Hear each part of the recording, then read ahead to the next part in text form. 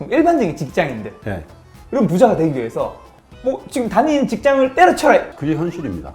요거 살짝 위험한 발언. 아, 이거 세상의 모든 자산은 단기적으로 수요와 공급에 의해서 만들어지거든요. 네. 증시 격언 중에 그런 게 있어요. 수급이 재료에 우선한다. 네. 안녕하세요. 김작가TV 내신 물어드립니다 코너입니다. 오늘의 주제는 바로 재테크 투자편입니다. 함께 이야기 나누실 분 소개하도록 하겠습니다. 안녕하세요. 네. 안녕하세요. 그리고 돈을 버는 게 근로소득과 사업소득, 투자소득이 있는 거잖아요. 예. 근로소득으로 정말 특정 업종과 직종을 제외하고는 예. 부자가 되기 힘들다는 거잖아요. 그렇습니다. 그렇죠. 그게 현실입니다. 근데 불가능한 건 아니라는 거예요.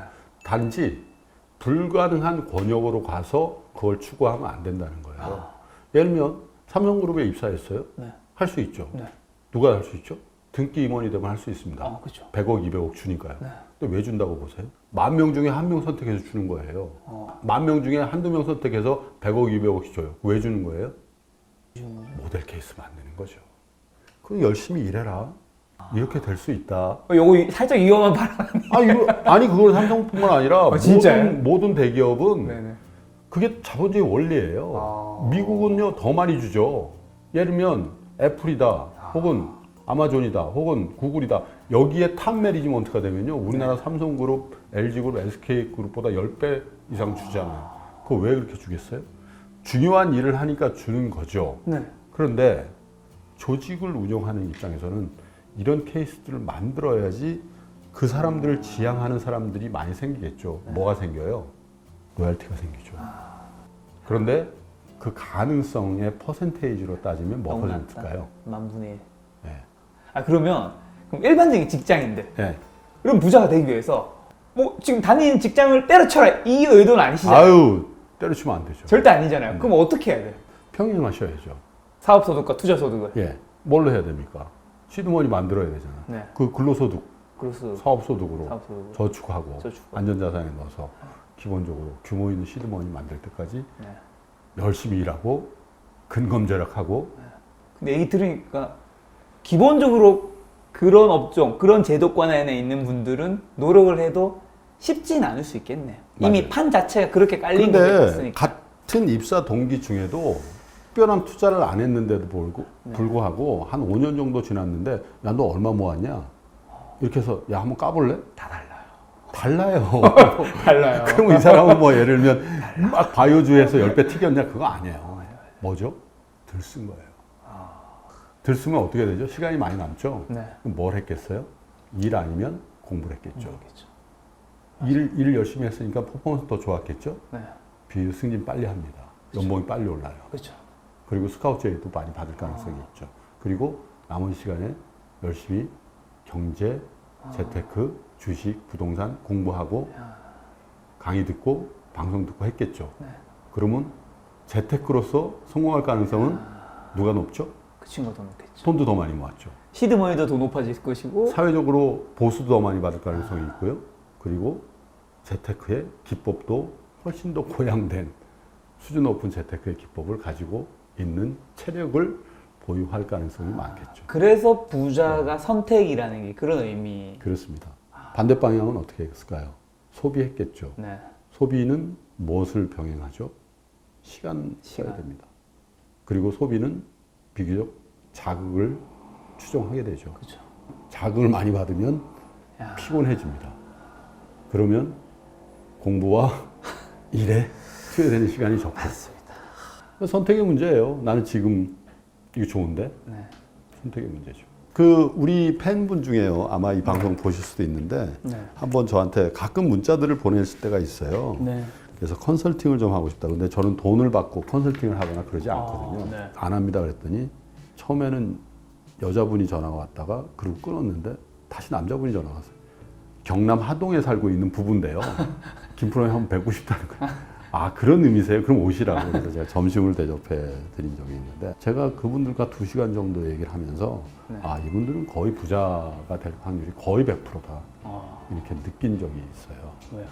이분들이 같은 직장을 다니세요. 하동에. 비교적 안정적인 직장에. 농협인가요? 아니요.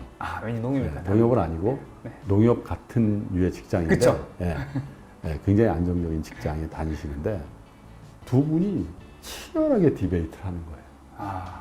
네, 지금 뭘 해야 되고 어떻게 해야 되고. 야. 그러다가 이거 우리 김 프로님한테 가서 한번 물어보자. 그래서 제가 굉장히 부담스러워요. 하동이 얼마나 멀어요. 그래서 제가 물었어요. 서울 오실 일이 있으시죠? 네. 그러면 제가 뵙겠습니다. 왜냐면 제가 별로 해드릴 말투는 없네. 저 보러 온다는 게 부담스러워서. 근데 볼 일이 있으신가 봐요. 그래서 저희 사무실에 오셨길래 젊은 부부인데 부의 문제에 대해서 그 부부가 그렇게 치열하게 디베이트하고 합의를 하고 네. 뭔가 같이 액션을 하는 그 모습이 정말 아름다워 보이더라고요. 배웅을 하면서 꼭 부자 되실 거라고 제가 말씀드렸어요. 네. 전 확신이 있어요. 왜? 그 두 분이 돈 좀 모아가지고 제주도 갈 생각하고 야 여수 밤바다 갈 생각 물론 그런 것도 의미 있어요. 네네. 그런 것도 하셔야죠. 그렇죠. 그런데 둘이 디베이트를 하다가 이 부분에 대해서는 한번 얘기 좀 나눠보고 싶다라고 저 같은 사람을 찾아올 때 그 열정과 그죠? 뜨겁다. 그 노력이 그냥 생기겠어요? 그쵸. 그 결과가 네. 한 번은 나쁠 수 있을지언정 누적적으로 계속 나쁠 확률보다는 네. 누적적으로 좋을 확률이 많겠죠. 그렇죠. 그러면 각자 플레이하면서 서로 딴 생각하고 서로 즐거움을 추구하고 있는 부부와 네. 그 부부가 승부가 어떻게 될까요? 다르겠죠. 다르죠. 근데 그 부부는 다른 걸 희생하고 있는 거죠. 영화를 뭘 볼까? 드라마를 뭘 볼까를 가지고 서로 다투는 게 아니라 어떤 재테크와 어떻게 자산을 배분할 건지에 대해서 정말 진정성 있고 수준 있는 디베이트를 하고 있더라는 거죠. 대화의 주제 자체가 완전히 다른 거예요. 그렇습니다. 예. 저도 참 못했거든요. 그거. 주식 투자. 어쩔 수 없이 해야 되는 투자라고. 네. 이 어쩔 수 없이라는 표현이 좀 약간 독특했거든요. 이 자산 배분의 관점에서 보면 네. 할 수밖에 없는 상황인 것 같아요. 한동안. 네. 예, 뭐 영원히 그렇다라는 건 없을 거고요. 왜?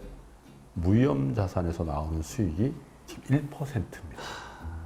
1%요.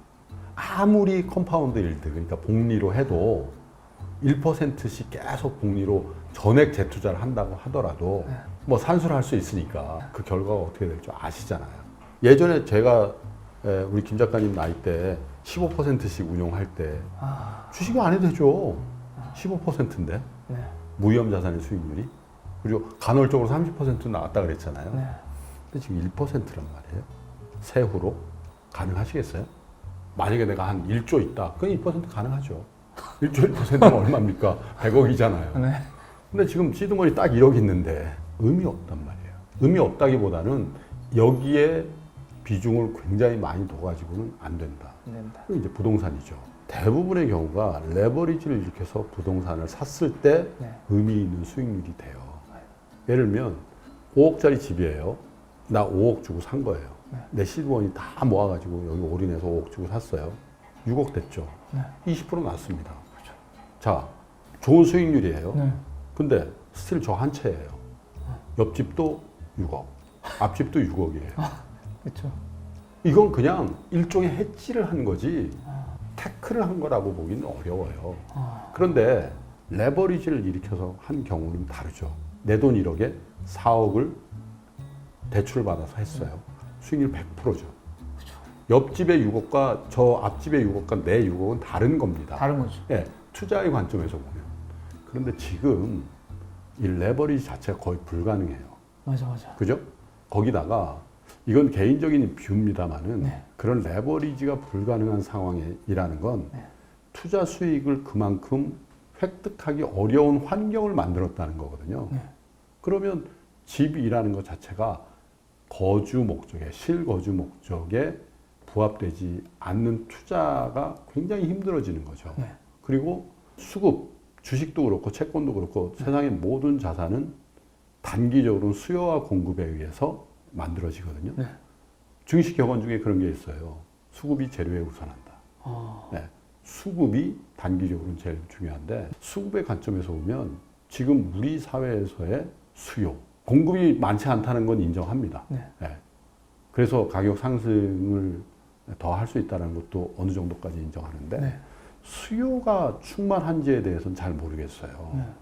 제 주변에 집을 앞으로도 계속 더 살려고 하는 모르겠어요. 제 주변에 이렇게 많지 않거든요. 하물며 젊은 세대 중에서도 집을 많이 샀거든요. 이 수요가 얼마큼 풍부하게 살아남아 있는지에 대해서는 저는 뭐 부동산을 업으로 한 사람이 아니기 때문에 그 부분에 대해서 여지를 둡니다만은 이런 환경에서 부동산에 대한 올인, 재테크의 올인, 이게 과연 지금 시의적절한지에 대해서는 한 번쯤 우리가 되새겨서 봐야 될 때다. 그리고 주식은 어느 텀에는 100% 올인했다가 어느 텀에는 nothing, 그러니까 제로를 가질 수 있는 건지에 대해서 한번 생각해 보시라는 거죠.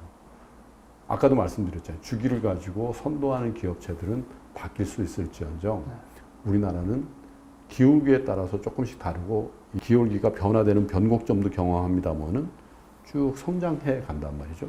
그리고 지금은 주식 투자에 대한 대상이 우리 한국 코스피 코스닥만 있는 것도 아니잖아요. 미국 주식, 중국 주식, 일본 주식, 혹은 유럽 주식에 이르기까지, 혹은 베트남 주식에 이르기까지 버튼 하나로 된다 이거죠. 자, 확률적으로 나의 노력의 결과, 이 노력이 정말 진정성 있고 효과적이라고 쳤을 때 좋은 기업을 골라냈다라면 기대 수익률이 어디가 클까요? 그리고 거래 비용입니다. 그리고 세제입니다. 어디가 훨씬 더 효과적일까요? 자본시장이 훨씬 더 효과적입니다. 그러니까 자산 배분의 관점에서 주식을 빵으로 만든 상태, 주식을 제로로 만든 상태에서 무언가 한다는 것은 한 발로 뜀박질을 하는 거하고 비슷하다는 거죠.